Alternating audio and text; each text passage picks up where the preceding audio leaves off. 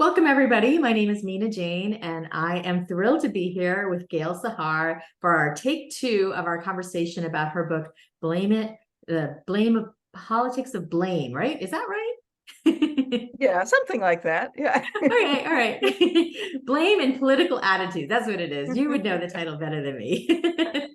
But we're very happy to be here because Gail spoke with us in August, and we had so many questions left on the table that we just had to bring her back. So we will have our conversation in just a minute. But before we do, I want to say a couple things. One is I'd like to thank the friends of the Ashland Public Library who support all of our programming. We couldn't do it without our friends. And also, Gail, once again, let us collaborate with other libraries. And so I would like to welcome the patrons from Ashland, of course, and then also from Bedford, Groton, Hanover, Lexington, Marlborough, the MCC, Needham, Tewksbury, and Wareham. I think Gail knows this is when I say when libraries work together, we can make magic. And you can still buy Gail's book, the political attitude book that we're going to talk about in a second. I have it up on the corner of my screen and I just keep stopping, not looking at it. But you can buy the signed book from Aesop's Fable, and I know that we have more copies in the library systems in Massachusetts or in Minuteman, so you can certainly order from the library as well. I will put the link to the chat to Aesop's in the chat. I will be taking questions. This is more of a Q&A than last time, so make sure you put your questions in the Q&A. There's a button at the bottom of your Zoom screen because that's just much easier for me to keep a track of. So Gail, welcome. I am going to pull this up so I say it right. Blame and Political Attitude, the Psychology of America's Culture War is right on topic for us right now. I know you're a professor at Wheaton College and that you have a degree in psychology, which is interesting for writing this book because your take on the political attitudes is really different from most of the books that I have been reading. So tell us about yourself and about your book. Sure, absolutely. First, thank you so much, Mina, for having me back and for all the librarians who made this happen and also for everybody coming. I really appreciate being able to have a second go. I really enjoyed the conversation last time. And I know it's frustrating with so many people. I can't answer all the questions, but I will sure do my best. So just to give you a sense, I don't want to bore people who came to the last one, but I'll say a little bit about what the book is about. So yes, I am a psychologist. My specialty is social psychology and political psychology, which is a very small subfield of psychology. And we're really interested in all the different ways in which psychology and politics kind of overlap.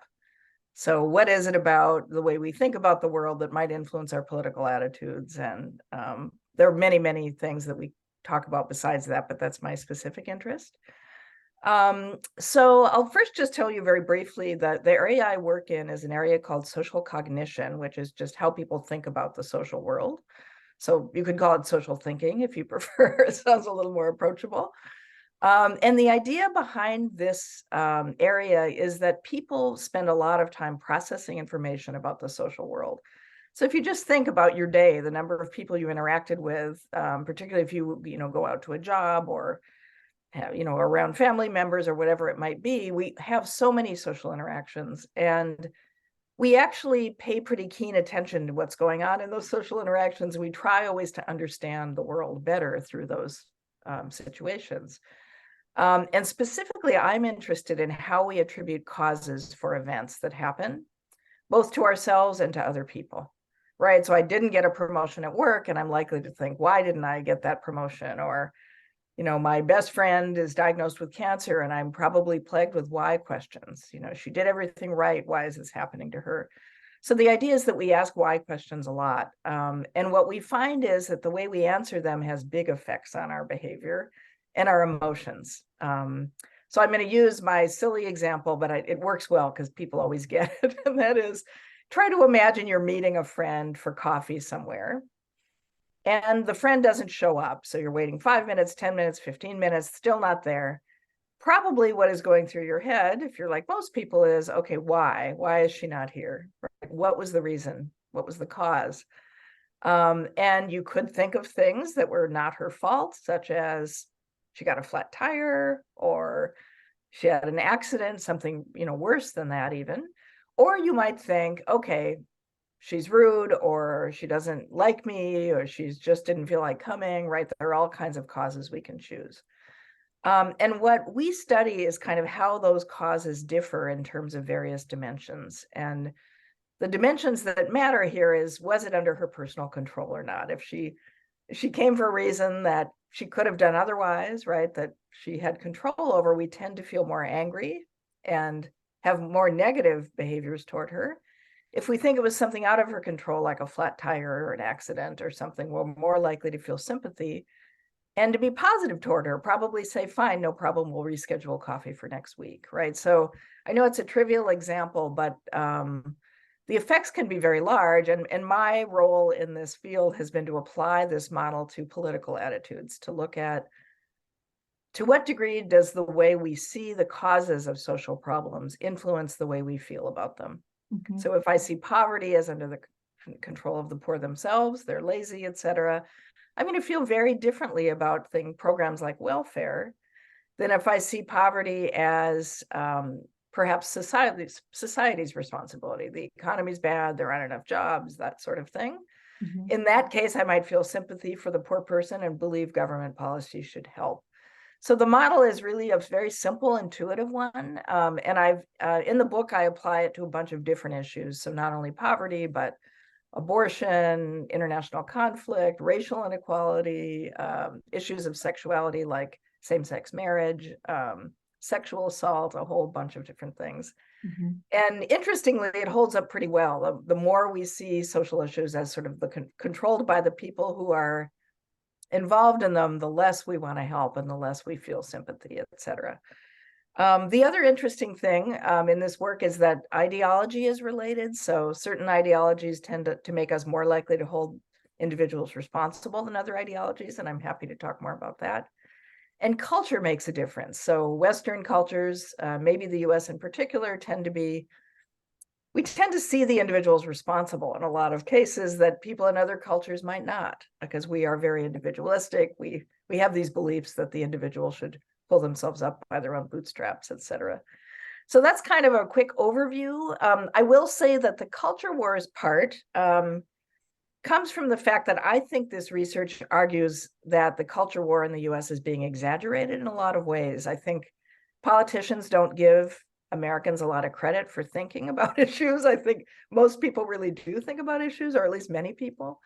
So I think that ignoring the kind of cognitive process that's going on when we think about issues is doing a disservice really to people. And jumping to the conclusion that everybody's just voting reflexively based on their party or based on their conservative or liberal ideology.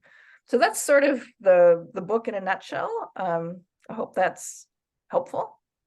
Yeah, I mean, I have several questions that will hopefully bring things to, make it clearer as well. So first of all, I want to go back to your example about the coffee shop. Yeah.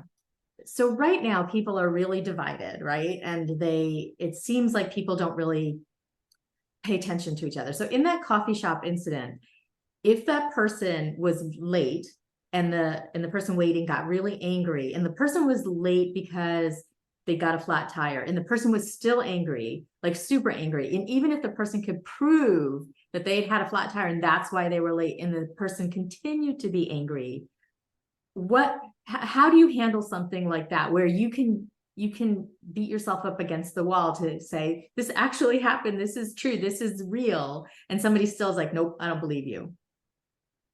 Oh boy, that's a tough one. Because typically, if the person hears that it was an uncontrollable cause, even if they were beginning to get angry, they typically will change their tune at that point. So I can only imagine, and you're kind of suggesting that it's partly that they just don't trust the other person, right? There's a lack of trust, which is another thing going on at the national level too, by the way. But at any rate, yeah, they don't trust the person, then how can you convince them? I mean, I think if the relationship is that frayed, it may be tough. I mean, I suppose you could say, I'll show you the receipt from the car place, right? Mm-hmm. But I don't know that many of us would want to try to maintain a friendship on that basis if the person really is that accusatory. That seems... Yeah, but I mean, on a larger scale, you Yeah. know, that's what is happening politically, or at least that's what it seems like, is that people dig their heels in, and no matter what they hear, they're going to think what they think. Yeah. Yeah. Yeah, there's something that we study in my field called confirmation bias, which is this tendency to always look for information that agrees with what we already think. Mm-hmm. So you're right. It's so easy then to dig your heels in, especially with social media that kind of has us pegged based on our politics and gives us all kinds of information to make us think even more strongly what we thought already. So it is tough. I mean, I have some thoughts about it on a political level. I think breaking it down to thinking about the context, trying to get people to explain why do you assume that I'm lying to you, sort of backing away from the emotions as much as possible and saying, let's try to process together in a more calm manner in which you're really talking about the facts of the situation. Mm-hmm. I think that's about all you can do at that point, and hope that the person realizes your goodwill. But it is very tricky. You see it all over the place, right? Yeah. I mean, the concept of alternative facts comes to my head, and I'm like, how did this happen that now we believe that there are truths that, I mean, of course, there's always perspective, Right. truth is different from your perspective, but Right. it just seems like there's no single truth that people will believe anymore.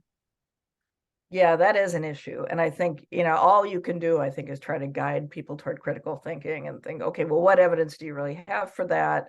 Oh, so-and-so said it. Do you think so-and-so is totally unbiased? I mean, going through that process is about all I can suggest, because it really is tough to get people. Nobody really wants to ever admit they have changed their minds, for one thing, right? We really like consistency. If I have an opinion, I want to hold on to it for dear life. So it takes some doing, I think, to get people to soften those views. Mm-hmm.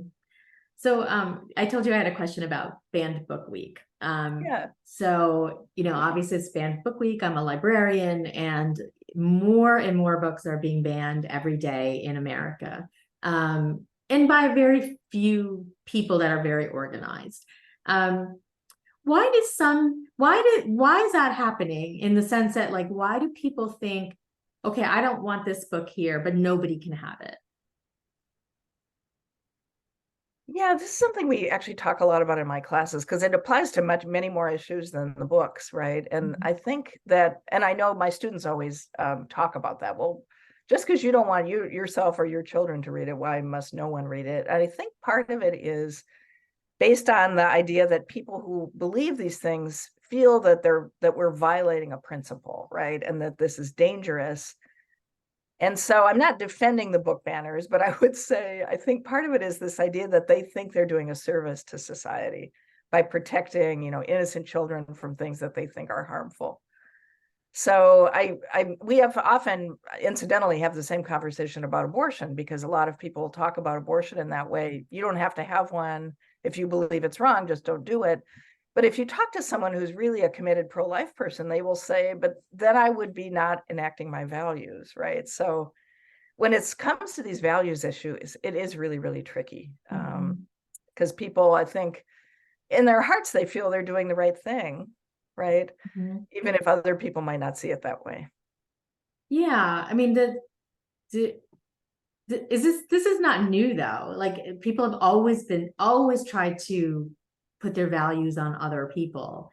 Is there Yeah. anything different this phase around, from your perspective?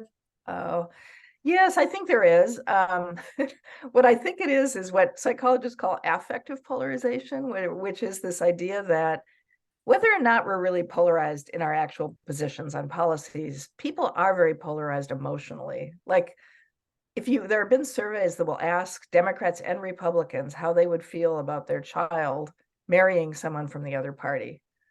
And the numbers are just shocking. Like, a huge number of people say, it would be horrible for me if my child married someone from the other political party. So we are in this place, I think, of real mistrust and of feeling, sort of demonizing the other side. And I think that makes all of these things just burn like wildfire, right? You feel like these books must be banned, not only because I don't like them, but because these people are ruining our country. Mm-hmm. right? So it goes quickly to that kind of feeling of threat and that this is dangerous and other people have bad intentions. So I think it is creating a lot of these things that we call culture wars in our society right now. But I want to go back to that a little bit, in that there are certain people that are doing these kind of things that it just looks like they're enjoying the power of having that ability, where in fact they probably felt powerless over many things in their lives before that. So is there an element of that from your perspective of why some of this is happening? That's a really good question, Mina. No, it's very insightful, and I completely agree with you. I think part of it is this feeling. I think a lot of the people who are participating in these things are people who feel they've been left behind. Mm-hmm. They've been left behind by politicians. They've been left behind by changing cultural norms, right? By the idea that the country is increasingly more diverse, and so the sort of way they grew up feels threatened, that things are going to be very different. And so I do think it is part of that does fuel it. I think this feeling that here's something I can do something about, right? I am going to put a stop to this thing that I disagree with, even if no one else will listen to me. So I do think that is a factor. Mm-hmm. It's funny, I read something somewhere, I don't remember where, but it was a kid about their mom was having another kid. They were having another kid in the family. And he said, oh, you won't love me as much because now you have to split your heart in two. And she goes, no, my heart will just grow.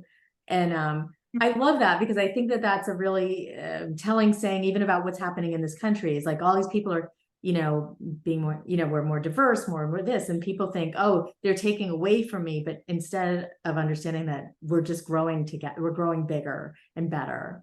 Yeah, that's a very nice analogy. I agree.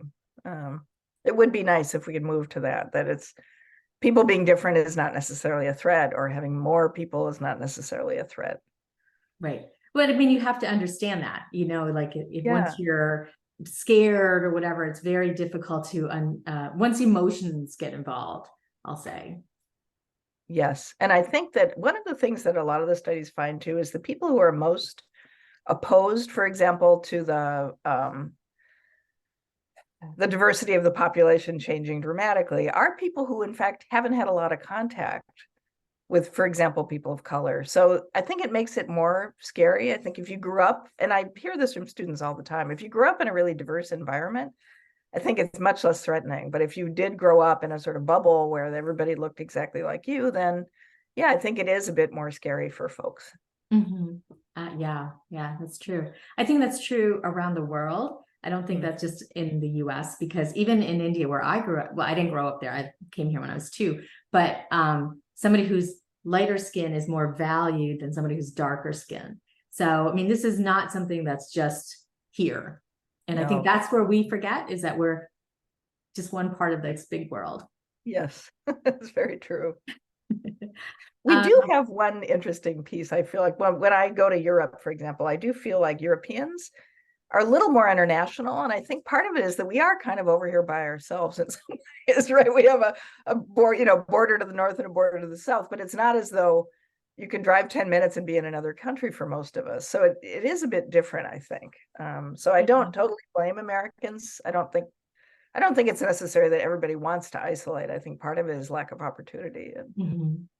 Right, but the same playbook that's happening here is happening elsewhere, where immigration is being denigrated and people are running for their lives from, tyrants, and that's why so much movement is happening. So it is it is happening. It feels like it's happening all over, and it feels like it's massive and we can't do anything about it. But you actually had some hope when we talked last time about things being better than we perceive them to be. Yeah, I don't know how much of it is that I am a sort of an optimist by nature. And I think I'm also not that young anymore, so I can remember other polarizing times in the country. When you're in a moment, it always feels like, oh my God, this is bad. But there have been other moments in the history of our country, even in the time of my, generation, that have been where it felt like, boy, the country is deeply divided. In the 60s, for example. So, I mean, I was pretty young then, but still, I remember it even as a child feeling pretty palpable. So I think that gives me some hope. But I also really believe that I really truly believe that it's being exaggerated. There are a lot of Americans who are either not that engaged in politics or just politically moderate. So this, I think part of the image we have is that everybody is totally entrenched in one extreme or the other. I don't really think that's true. I think that's what we see on TV and on what we see mostly on social media, but I don't think it characterizes most of the people in the country. Mhm. Yeah, I mean, if you look, I guess one of the things that we've all come to distrust our polls in the last, I would say 8 to 10 years, right? Yeah. I just don't understand them at all. And Yeah. You mean how off they often are, or do you mean? yeah, how off they are, how you don't know what kind of samples they're getting, who answers their phone anymore, those kind of Right. things. Yeah. No, there are a lot of biases for sure. And I think people also, I think at times when there is so much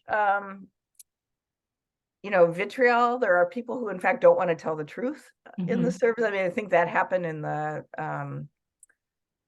2016 election, right? When people had predicted Hillary Clinton was going to win and Donald Trump won, and everybody was wondering about the polls. And that was one of the things they found, was that not everyone was straightforward about who they were going to vote for. But you're right. I mean, that's a long problem of being able to get representative surveys. That wasn't the first time it had happened. It's happened in other elections that they were totally wrong in their predictions. Yeah. Do you think that some of that has to do with truth in media? That people aren't when that like the Fox, not Fox News, but like what was that thing that they did away with in like 20 years ago where you didn't have to tell the truth anymore necessarily in the news? Somebody in the chat, if anybody can think of it. Oh, yeah, I don't know. I'm not sure. It was like Citizens United or something like that, where Oh, that rings a they didn't bell. have to, and that's where the rise of like these fairness doctrine. Thank you. People in the news media didn't have to, like they could act like they were news, but they were actually a talk show. Oh, yes, right. Right. So, is that part of it, that people don't necessarily in the news have to be completely truthful anymore or unbiased? I mean, I think there's just nothing like what we used to call traditional news seems to be sort of gone. They almost all have a particular political orientation that's pretty obvious. And I think that one of the ways some people have tried to combat that is with this fact checking thing, which has become, that never used to be common, right? And now every time anybody gives a speech or we have the political debates, there's all this fact checking, which I find myself very hopeful. The problem is, it's often really hard to talk people down from their position. So if you're told, you're a supporter of one particular candidate and you're told that 30% of what they say was a lie, you find a way to justify it, right? As you were saying, people dig in their heels. And the guy on the other end does the same thing. So I think I'm wondering who's being convinced by the fact checking. I think oftentimes people look at it and think, aha, more evidence that the guy I don't like is lying, right? Yeah. So yeah, I think all these factor in, plus social media, which has no rules essentially, and specifically, well, almost none, and specifically targets people that they think will be inflamed by what they have to say. Mm-hmm. So I have a few questions about the upcoming election. Yeah. Vivian says, how can we prepare ourselves for the upcoming presidential election, meaning the stress that comes with our political divisions that will inevitably worsen during the campaign? Oh, that's tough. It really is hard. And I think there is a collective feeling of dread about it, if that's any comfort. I mean, I think everybody is very, very aware of it. I mean, I think trying to keep as open a mind as possible. I mean, it's very challenging. My students will often talk about this, what it is like to go home for Thanksgiving, for example, at a time when there are going to be relatives of all different political opinions. And how do you kind of manage that? And I think, people go about it different ways. Some people just try to stay off the topic. I think other people try to have very careful conversations. Mm-hmm. Most of the literature says the best way to go about that is to simply ask people why they think the way they do, and gently, maybe if you're trying to move an opinion, maybe gently prodding them in one direction or another, like, gee, I'm surprised that you agree with that, because I think you're a very fair person, and it sounds like, that might not have been very clear, very well researched, let's say. Mm-hmm. So I think that kind of thing can help move people. I think the problem is the topics are always so emotional that many of us are immediately going to get angry instead of trying to have that conversation. Mhm. But yeah, I mean, I think, I don't know, what do I do in these times? I try to remind myself that we've gotten through hard things before, that however it comes out, to have faith that we will come out on the other end of it okay. But it is, I totally get it. I think it is a scary time. Mhm. I do feel after your talk in August and seeing what's gone on recently, I've felt a little bit more hopeful, like that just, but it's not done yet, obviously. Yeah, so many things could happen in the next several months. Yeah. Yeah. So I have a sort of three-part question from somebody, and I want to read the whole thing because each part of it is important. What do you attribute the difference among people in their openness to new information? For example, conservatives see more than liberals to dig in their heels, even in the face of facts that contradict their opinion. To be candidate specific, it seems that Donald Trump supporters are cultish, and the bad news for him actually enhances his support among his base, which I have read. Whereas Joe Biden's base seems soft and open to another alternative, even at the risk of splitting the vote on the left. Yeah. Yeah, it's a really good question. There is evidence that in terms of just sort of the psychology of political ideology, they often use this thing called the Big Five personality traits. If any of you are interested in that, I can tell you more information. But one of the places where conservatives and liberals differ a lot is an openness to new information, that liberals tend to be pretty open to not only information, but new ideas, new restaurants, different kinds of food, that sort of stuff. And conservatives tend to be a little more hesitant about new information. There are a couple of other things.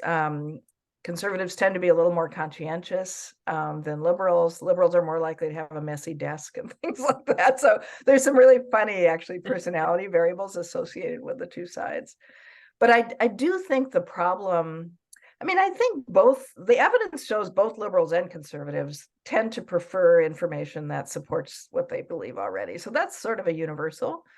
But it is true that, at least at the present moment, it feels like particularly the far right of the party is extremely uncompromising. I mean, we're just seeing it now with the government shutdown situation, right? Where some people, moderate Republicans and all the Democrats are kind of saying, I'm simplifying a little bit, but they're saying, let's compromise and find something. And I think that what's happening is in part that it's working for them, right? They're getting a lot of airtime. They're managing to sort of hold the leaders of the party captive in a way.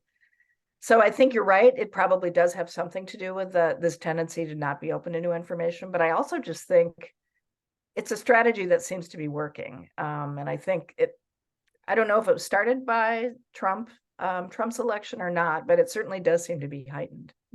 I don't know. I hope that answers the question. Yeah, I think though that for me, the question is like the actual followers, the politicians. Yeah, they're nuts. Like we've never really had.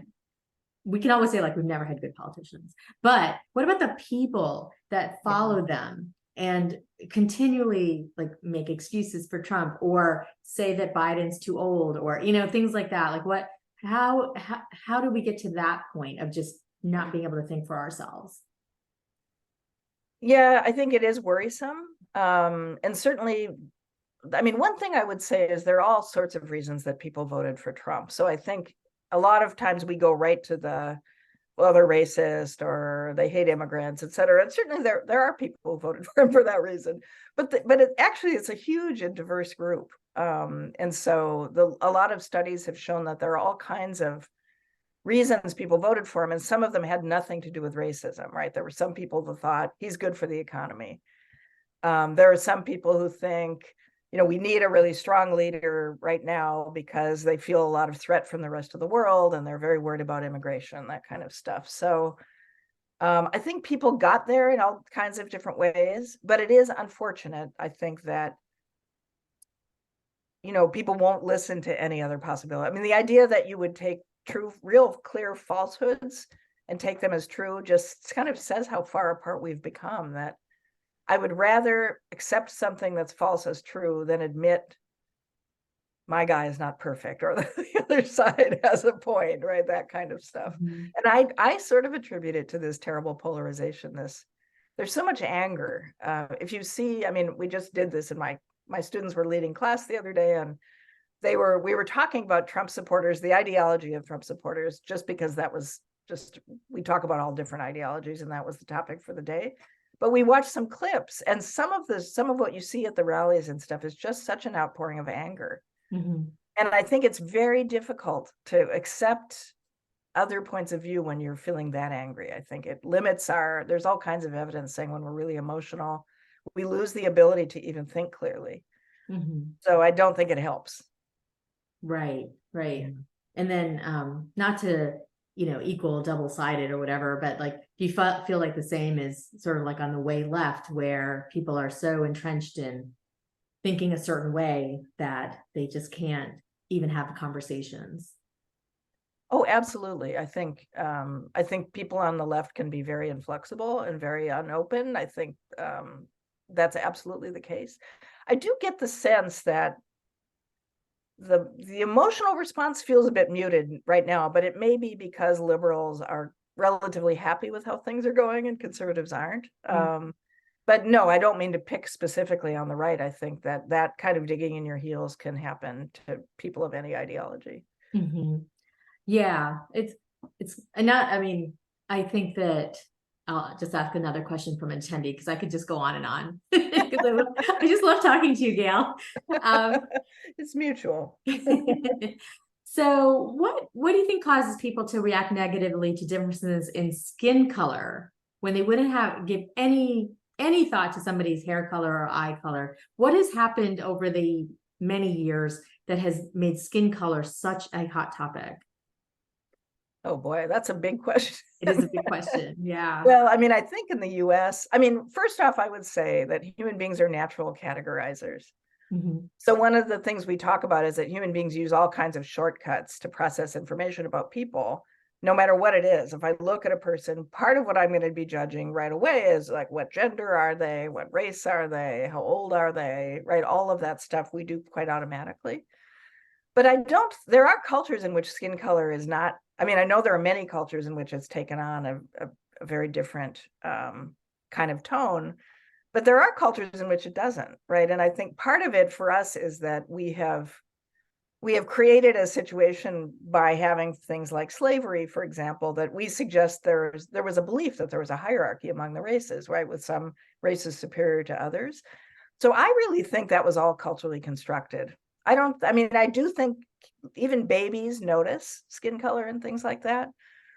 But I don't think that attaching something negative to it is insurmountable. I think it's happened because many of us grew up in cultures where that was sort of the way it was. There was this belief that people's abilities differed based on their skin color, et cetera. And then now that we've mostly gotten rid of the idea, for example, that Black people are biologically inferior, there aren't a lot of people who believe that anymore.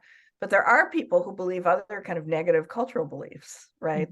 That by virtue of being Black, it means other things about who you are as a person. So it's just so hard, because when you have grown up steeped in it, I think it can be very difficult for people to come to realize that it is unfair and kind of silly, really. Mm-hmm.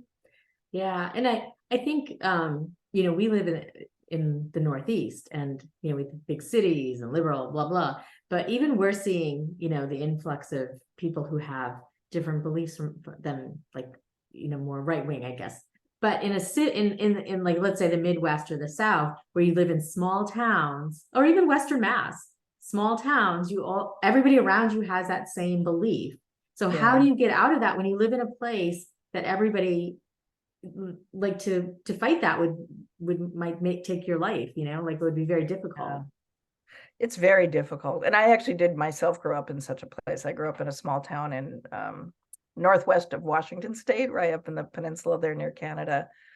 And it was not at all diverse. And there were a lot of people, I think, who grew up probably with, if not racist beliefs, at least strong discomfort with difference, right? And I think, people who didn't leave, I think, still sort of struggled with that. But I do have the sense when I go back for unions and things like that, that even folks who stayed there have opened their minds quite a bit about such things. I think, they end up having experiences that change the way they think about things. And So I agree with you. It's a tough thing to talk somebody out of, particularly if they really are staunchly believe that way. And there's another thing about race that I just read something about this, that in general, having more interactions with people of different races does make you less fearful. But there are exceptions. They've done studies where they vary the number of immigrant looking people that get on a train at the same time of day.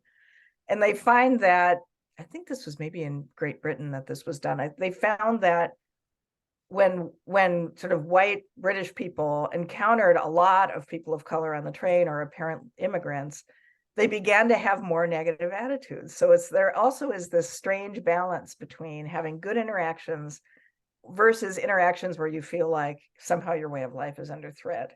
So it's very tricky. That means that even contact doesn't necessarily fix it. It has to be the right kind of contact. Right. Almost like a one-on-one or, a few people at a time type of thing. Exactly. But when I think of like the question about, you had said somebody who staunchly believes something when they come from like maybe a small town or something. I guess I don't think that they staunchly believe something, because that's where I feel like the nature versus nurture comes into play, because like they're living in a place that has this particular belief system. And so they're raised to believe that. And how do you get away from that? Yeah, I mean, that's really tricky. I mean, the big way typically is contact. That's about all psychologists have come up with. Because I think it's one thing to try to convince people remotely with information. I mean, they could read about the history of slavery or things like that. But I think most of the evidence suggests that positive contact is really what helps. Although actually, I did read one study where even remote contact helped. That people even who had more diverse Facebook friends had less negative attitudes toward diversity. So perhaps in the day, maybe that's one good thing social media could do, which is to put us in contact with more people who don't look exactly like we do. That's interesting. That is really interesting, because I wouldn't have thought that.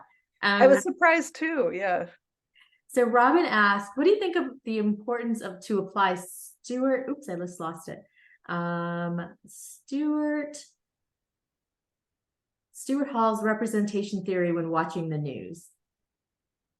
I'm not sure. Stuart Hall's representation theory. I don't off the top of my head recognize the name of the theory. Is there any more? No, but it Robin, might have to do with representation based on race in the news media, maybe. Robin, if you want to expound on that, feel free. I'm going to move on to this question. We'll come back to it. Sounds like something I should know, but it doesn't ring a bell. I'm betting as soon as they write it, we will be like, oh yeah, that's what that is. Gail, what are your thoughts on the discrimination we often see directed at those who don't communicate using linguistic standards associated with the academically or parliamentary trained English-speaking European Caucasian diaspora living here in the United States? Interesting. So prejudice toward people who don't use the standard. Yeah. I mean, I think it's all falls into this idea of dividing people into groups right away. And I think the way you speak is clearly another method people use to divide you into a group of us versus them. And I think for some people mistakenly see it as related to intelligence too. I think you often hear that, right? And we will associate whole groups of people with not being able to speak well. So I know one of the things that you sometimes see is a well-meaning white person saying to a Black person, "Oh, you're so articulate." And really that's sort of a backhanded slap, right? Because it's saying, I didn't expect you to be articulate, right? Or how surprising that you're articulate. So I think we have a long history of dividing people that way. And I am the daughter of an immigrant. My father had a strong accent. We were among the only people in the town. Everybody else had grown up here. And I definitely saw it as, despite his attempts at really assimilating, which is what people did in those days, it was always a real challenge. So I think it's just, we look for so many different markers of how to divide ourselves into us versus them. I think it's just another one. Yeah, but what I take from that question, and it's slightly different, is even like the path that kids are getting now to only go to college. Like when I was 80s, 90s, you had to go to college. You in order to get a good job. And it left out so many people, kids that learned differently, kids that were good with their hands, artists, you know, Yes. so there was this whole, you know, perception that they weren't as smart. Yeah. No, I agree with you. I really do see it as very problematic. And I'm a college professor, so if any believes in education, it's me. But I do think there are plenty of ways of being an educated person. There are plenty of people who are tradespeople who are incredibly smart and well-read. And so I do think it is an unfortunate thing. And it does worry me because I do think part of the culture war thing is about this. I think the Democrats tend to be viewed as very elitist, tend to appeal mostly to, you know, a little more to college educated people. And that's a real loss. I mean, I do think that I don't think the party should be divided that way. So I agree with you. I think that kind of snobbiness and elitism is really unfair and unfortunate. So we did get a response about the Stuart Hall. Robin says, it's the idea of ignoring the stereotypes and biases in the media and knowing all media is biased, looking at the immediate object and not the media representation of the object. Okay. And then Bruce says, Stuart Hall's theory of representation argues that within a media text, there will oftentimes not be a true representation of events, people, places, or history. Why? Because there can never be one true meaning. Any meaning can be contested. Okay, so those sounded like one had to do with representation of people. Am I right? I think it says it's sort of like the representation of truth. There can never be like absolute truth because there's always going to be bias. Yes, I mean, I think that is a reasonable point. I do think we have taken it to an extreme at this point because I think certain things, I mean, there are certain things where you can actually do fact checking, right? So I think that's something to sort of watch for. But it's absolutely true that people with different opinions could watch the same program and one would say, aha, that's exactly right. And somebody else would say, you know, that's ridiculous. It's all fake, or they're trying to make my candidate look bad and things like that. So I think trying to convince people right now through the media is, I mean, I don't know. I'd be surprised if anybody ever gets convinced by, I know there are people, for example, who make an effort to watch if they're lefties, they make an effort to watch Fox News sometimes and vice versa to try to get a sense of what other people think. But it is absolutely true that I think we've gotten to a point where our beliefs about what is true are almost uninfluenceable by what we see. And I do think it was different at one point. I mean, of course, there's always going to be some bias, but back in the days when it was somebody just reading a report, I think that at least it gave us the feeling that there were some real facts, even though there might be some, you know, different representations of them. So I don't know if that's really getting at the question. Am I answering? I think it is because I think we are stuck, you know, sort of stuck in our thinking, but we're also not sure what truth is anymore, you know, because social media, the news, you know, talk shows, whatever, we're all hearing different information all the time. Yeah. Yeah, I mean, that is a bit depressing in a way, but I think in a way it's also encouraging because the truth is perspectives do differ, right? And so this idea that everybody has to have one truth, yes, maybe about certain things that are clearly factual, but, you know, the building, you know, over there is yellow. I mean, that kind of thing there could be truth about. But I think it's really useful to say there are multiple ways of looking at the same question. So that part of it, I'm not as bothered by. I think it's more when there are things that are patently obviously true that people won't accept, because to do so would be to, you know, give up on their, you know, defending their party or their person or whatever it might be. So somebody has this question that I kind of wanted to ask too, because recently, I don't know if you know this, but like libraries have been having these First Amendment audits where people come in and they videotape everything they can in the library, and they try to get people they harass people to try to get them to on air, on video, act up, and then they put it on YouTube and they get lots of hits and they make lots of money. So yeah, it's terrible. It's anyways, so the question is there any way to disincentivize the monetization of outrage, which I think is a key contributor to the situation in which we find ourselves, because now people are making money off of these things. Like look at Rush Limbaugh or all those people on Fox News who are making tons of money by, peddling lies. Yeah. No, I know it's terrible. And I don't really know what to do about it. I mean, I think that we could try pressuring these big corporations to rein in their employees, but I don't know. I mean, I think it's all so driven by money, and things are increasingly sort of corporatized with just a few organizations owning all of these stations and competing with each other and everything.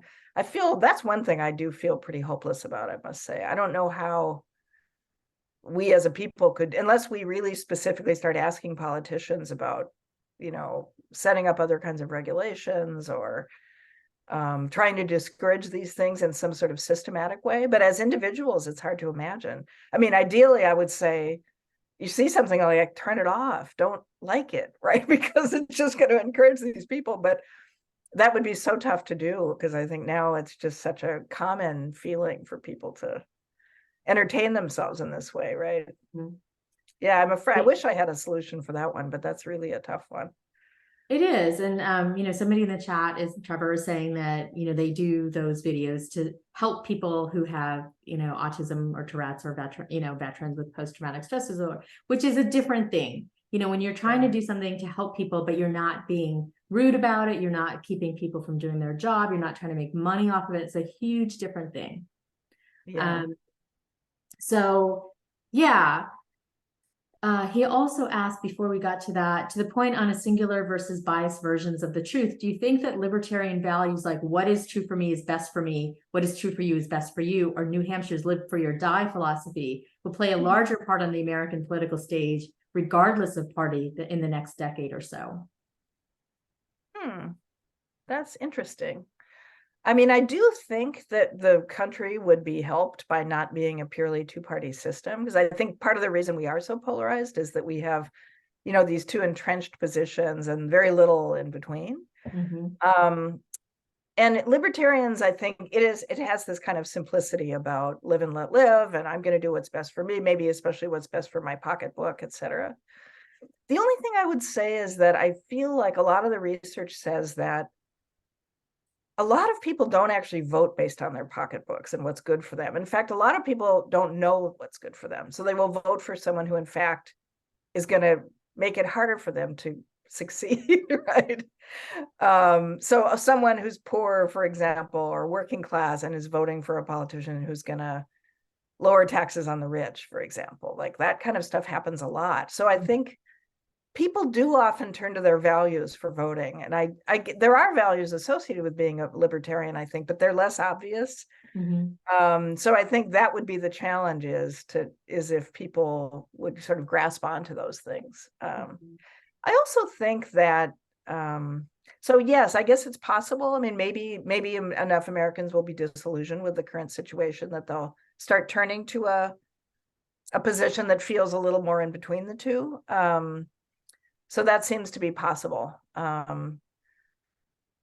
don't know if there are any indicators now that the number of libertarians are growing. I feel like I should know that, but I don't know the research off the top of my head. Mm-hmm.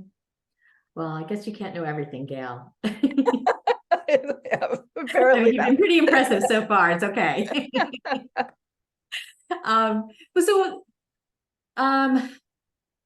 What do you think about the most recent things that have happened? The strikes that have come to some conclusions, the bipartisan extension of the government spending for the next 45 days. Is that sort of a kernel of hope that we can hope that some of these big, these corporations that are making tons of money, not giving any to their employees, are now starting to be like, oh crap, we better do that, or is it just this moment and it's not going to make an impact? No, I find those things encouraging. I mean, it's sort of a power to the people moment, right? Where you say individuals really can do things if they band together. And I wish we could do more like that, not just around unions, but just in general, having people paying attention. And I think even horrible as these events were, but I think even some of the police killings and seeing the number of diverse groups who came out to protest, for example, whether you agree with the protesting or not and the outcome of them, I think most people think that the peaceful protesting was fine. At least it meant people were engaged, right? And I do find that pretty encouraging. And I'm glad to know there are still people in Congress who will compromise, right? And who will say, let's do what's best for the country. So I think we should take note of any positive things we can find right now. So I absolutely agree with you. I think those are positive signs that some of our old values are still there. Okay. So talking about peaceful protests and something Trevor said about how can people, so like there's this whole thing that Black people have to be polite to police officers so they don't get shot or whatever, and yet they still do. So like let's talk about the George Floyd. So George Floyd, he just, they killed him. And certain people were like, well, he shouldn't have said anything to them. He shouldn't have sassed them. He shouldn't have been on drugs. And other people were like, oh my God, like that's what started this whole movement, the Black Lives Matter movement at the time. So how can people have such a different perspective of that kind of scenario, one on film? Yeah, I mean, it's an interesting one. And I do write about that in the book a little bit, specifically about how we have these sort of two different views of racial inequality in this country. And one of the views is the one you're suggesting, which is people blame the individual. So that's how it's relevant to the book. It's like, what was the cause of this? The cause was he did something wrong, right? Mm-hmm. And then you have other people who are saying, no, that wasn't the cause. The cause was that the cop shot him unfairly, right? This is a societal problem. It's about prejudice. It's not actually about George Floyd as an individual. And this kind of individual versus situational question is kind of really core to the book. And I think it is a huge divider if you begin to feel like you can't even see eye to eye on these things. And I think it's tricky to get around because we have a lot of biases. The other thing I write about is all the biases we have in how we decide what the cause is. So if I am biased to think of the cause as about the individual, perhaps because I don't want to acknowledge problems in the system, it's going to be mighty hard to talk me out of it, right? Because that means I would have to say, oh boy, our police system has to change, our criminal justice system has to change. Mm-hmm. So it's very, very tricky. And I think, again, I know I sound like a broken record, but I think thinking back through, in what way, yes, maybe he made a mistake. I'm trying to remember, he passed a bad $10 bill or something is my recollection. It was a bad check. Yeah. What about that would justify a killing, et cetera? I think talking through it and saying, okay, yes, he did do something illegal, but let's think about the punishment and the crime kind of thing. You can try, but I think we've seen already how difficult it is because people immediately get entrenched. And then you have people who are saying Black Lives Matter versus Back the Blue. Immediately it gets polarized when I suspect there are a lot of people who saw more nuance there than would let on. But I think because we are in this moment, it ended up, going very quickly in these opposite directions. So one more question about that. It wasn't just, in the George Floyd situation, it was a white officer who killed him, but there were Black officers and officers of color standing around. How does that happen? It happens because they were socialized in the same culture. I think they were all pretty much born in the US, though you could be born elsewhere and still be socialized with these values. So I think one of the things they find is that in studies that measure what's called implicit bias, this idea of this kind of hidden bias we have within ourselves, people of color can absolutely have implicit bias against other people of color. There's lots of studies that have shown that Black people will have the same implicit bias. There's even ones about where they do these studies where they use video games to try to examine whether or not people are more quick to shoot at a Black suspect than a white suspect, et cetera. They have kind of a video game-like thing. Mm-hmm. They find that, in fact, the race of the shooter doesn't matter nearly as much as you'd think, that Black and white people can still have bias against Black people because they grew up in the same culture that sort of demonized Black people. So they would have less of it in most cases, but it's still absolutely possible. Mm-hmm. Okay, so sort of on to the last part of this, because we have about 4 or 5 minutes. Yeah. We're getting into the holidays. And we're all dreading those dinners where we, for so many years now, we just have not been able to talk. What advice do you have for us to get back, try to get back to our family members who, try to get them back to the dinner table? Yeah, it's very, very tough. And I think, you know, trying to, I mean, there are various ways to go. I think one is I probably wouldn't start right into politics. I feel like reestablishing some sort of trust is a good way to start, maybe talking about the mashed potatoes or whatever it is at first.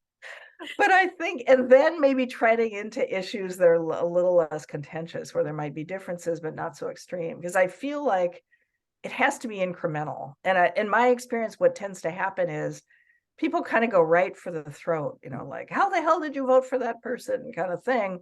Not a great start, right? So I think asking instead, well, why are you so unhappy with the status quo in politics? You know, why do you feel threatened? What are your disappointments? And being able to listen to those and understand them, I think is really a place to start. And in my experience, and it's happened actually in some of my classes, my political psychology class, and I think I probably talked about this last time too. The last time I taught it, we had very politically diverse class. And I was amazed at how mature and how flexible they were. They would really disagree, but when they would hear the other person's explanation, they're like, oh, okay, I didn't realize that's how you thought about it. And I think those moments are as much as we can hope for. I don't know that we're going to totally change a view, but I think at least getting some insight into the other person's belief system, because you probably will find something you can understand there. Mm-hmm. That's been my experience. So what we're looking for at the Thanksgiving dinner table, or what, Hanukkah dinner table or Christmas dinner, is what do we have in common? What do we still have in common? Is that what kind of you're getting to? That would be a part of it, absolutely. The things that you believe that I can kind of understand, or I can imagine feeling that way at least. So it's kind of creating empathy, I think, between people. Because I think some people who are really, really angry, some of that anger is coming from a feeling of fear, of feeling marginalized, et cetera, and that the culture isn't what they thought it, what it once was, et cetera. So I think, hearing, it's hard not to sympathize with someone who feels that way, even if you don't agree with the reasons they feel that way. So I think unpacking, why are you feeling this way? And then trying to look for areas of empathy, and also trying to humanize your own side, to look at the other side, right? Well, here's why I think this. I think that in my experience, a lot of people are more open to that than they are. The problem is it's very, very hard. We're all emotional, and I would count myself here. It's sometimes hard for me to hold back and from saying, well, how can you possibly think that, right? But again, not a good strategy. I think listening with empathy, helping them take it apart, and seeing if there are any areas for flexibility on either side. That sounds like very good advice, because I mean, I don't know about other people, but I kind of miss people in my family that, I liked until all these kind of difficult conversations started happening. So I hope that our holidays are a little bit better. So we're about out of time, Gail. What is up next for you? Like, this book just came out a few months ago. No, right? No, It came out, just this year. It came out in January, the end of January. Yeah. So what are we looking for a next book for you? Articles? What can we look forward to? Yeah, probably an article next. I think I need a little break from the book. It's a lot of work. It's exhausting. But I do have a plan next semester in the spring to be working on a project. And what I really want to work on is some of kind of what you're talking about, which is I've been really studying how these belief systems are and about how blame functions. But I really want to work on something about, can you change people's attribution of blame? Is it possible to provide people? So maybe I'll answer some of those questions even better next time, because I will hopefully have studied firsthand. There's some promising evidence that people's beliefs can be influenced. So I'm going to hopefully work with a couple of students on some projects to actually test that idea, presenting people with information and seeing if they actually change their views. I would love to have you back when you know what you're going to be talking about there. I think that that's something that we're all wondering, not just for other people, but for ourselves. What can we do to make sure that we're open to new and different ideas? Yeah, it's a struggle. I mean, it's so much easier to stay with what you want, what you believe, right? And not allow any other thoughts in, but yeah, it is unfortunately not helping us. No. No, but it's nice to hear that the young people are able to, like, maybe we were there, 20, 30 years ago, to be able to be more empathetic. So is it an age thing as well? Oh, that's interesting. Yeah, there probably is a little more flexibility. They also maybe know a little less. So I think you get more entrenched in your beliefs and you keep collecting more information, No insult to my students who are amazing, but they are young, so they haven't collected as much lifelong data as some of us have. But yeah, it does make me feel hopeful. Good. And I think, like I said last time, we also left on a hopeful note. So I am going to stop there while I'm ahead. Okay. Gail, thank you so much for doing this again. I know you're super busy with the semester, so I really appreciate you taking an hour out to hang out with us. Oh, my pleasure. And I'm sorry if I probably once again didn't get to all the questions, but they were great questions. Thank you very much. Oh, absolutely. We had a very good audience today. And I hope to hear from you in the new year. All right, let's keep in touch. Definitely. All Good right. night, everybody. Thanks, Mina.